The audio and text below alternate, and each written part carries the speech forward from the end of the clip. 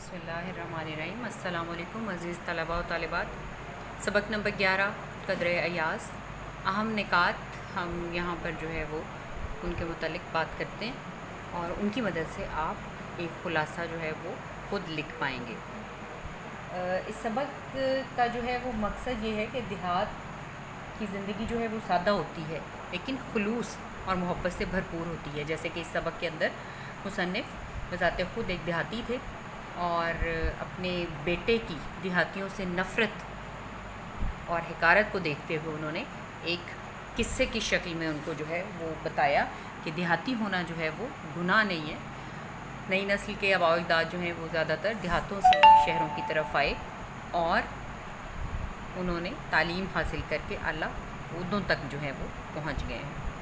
अहम निकात जो है वो इस तरह से बनाएंगे कि जिस सबक का आगाज़ होता है कर्नल साहब का बंगला जो है उसको तफसील से बताया गया। आप चंद 2 से 3 सत्रों में जो है वो उसकी तफसील बता देंगे।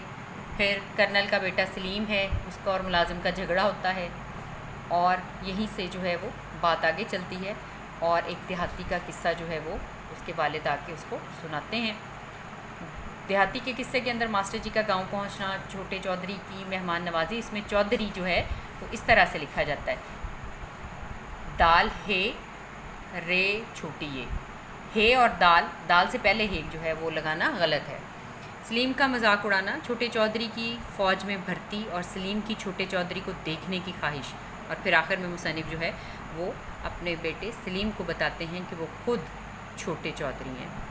उम्मीद है कि इन अहम निकात की मदद से आप खुशखत एक ख़ुलासा जो है वो नीट कॉपी पर लिख लेंगे। अस्सलाम वालेकुम।